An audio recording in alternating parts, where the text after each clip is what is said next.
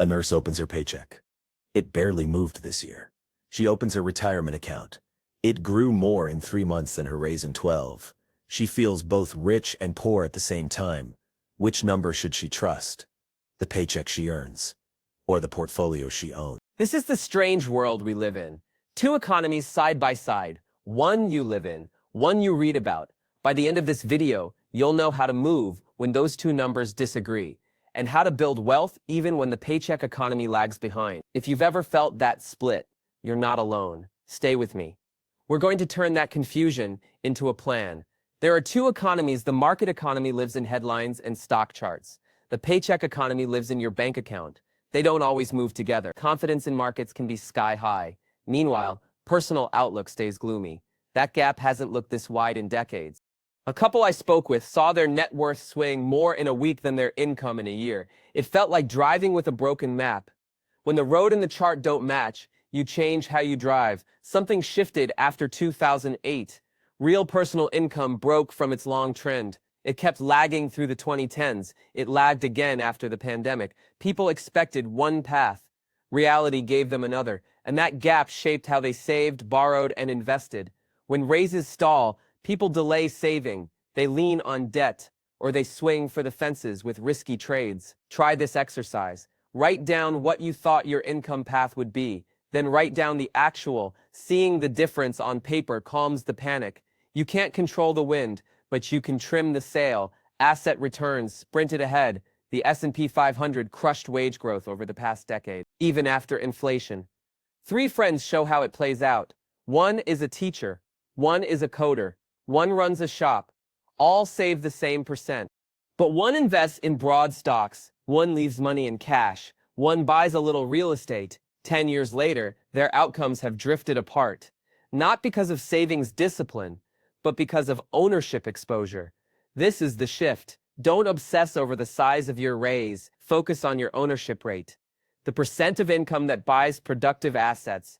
If the treadmill speeds up, you don't sprint forever. You switch machines. Where did savings go? House saved less. Corporations held higher margins. Profits flowed to capital, not paychecks. That money compounded inside markets. It returned to shareholders. It reinforced the divide, the lesson. Build a capital habit.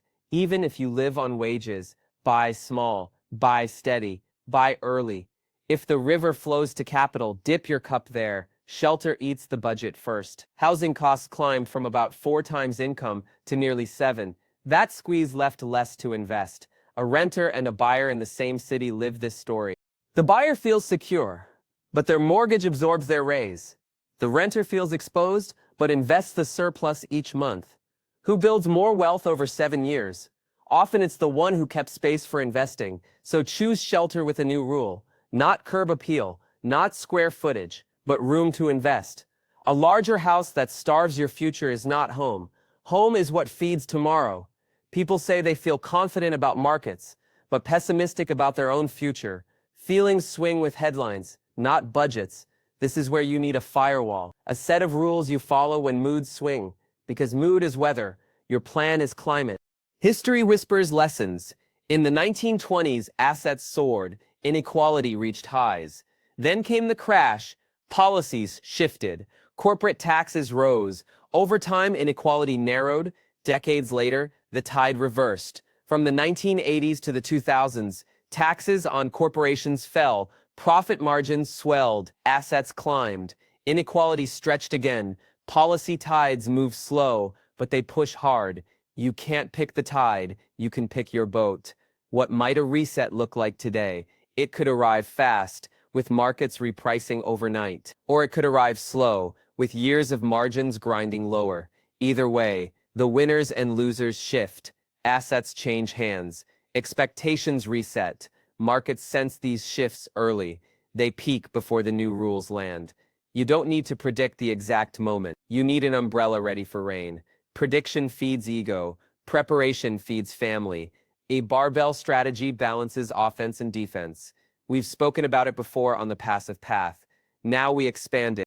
On the offensive side, broad low-cost equities, global exposure, a slice of real assets. On the defensive side, a cash buffer, short-term bills, quality companies with steady cash flow, and the strongest bond you own, your skills. How do you size each side? Not by tweets, by how well you sleep. Offense builds wealth. Defense keeps it. Treat your life like a business. You have revenue. You have costs. What matters is your margin. The surplus is what funds reinvestment. The surplus is what grows. A barista learns this. She adds 1 premium shift a week. She cancels 2 unused subscriptions. The freed cash funds a retirement account. Small levers bend the long arc. If you improve your margin, the market can't take it away.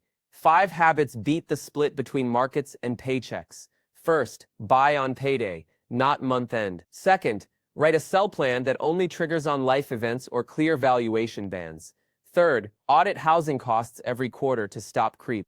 Fourth, climb a skills ladder that raises your earning power. Fifth, hold 6 to 12 months of cash, so you sleep, habits scale when headlines don't. Build income power over time. Design 1 skill upgrade each year. The upgrade should move you to a higher band of pay. An EMT studies to become a nurse. A help desk worker learns automation and becomes an SRE. A receptionist trains in data entry and shifts to sales operations. Each raise funds a fixed extra % toward assets. Each skill upgrade buys more ownership. If your pay grows, your ownership must grow faster. Different stages of life call for different playbooks. Early career favors broad index funds and heavy skill building. Mid-career focuses on mortgage sanity, tax shelters, and quality tilt. Late career requires a shield against sequence risk with cash ladders and income buffers. Different ages, same principle. Own what earns while you sleep. Holding through a reset takes rehearsal.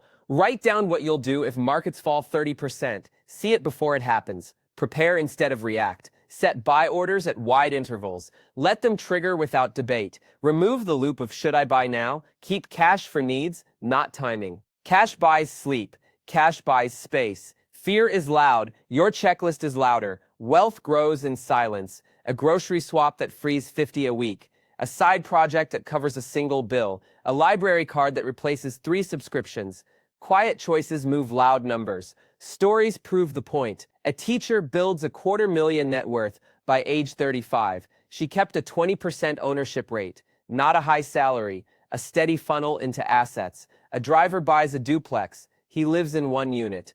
The rent from the other slashes his shelter share. A coder stays in a cheap flat 2 more years. Those 2 years build a foundation his friends lack. Pick one move today, then repeat. Avoid common traps.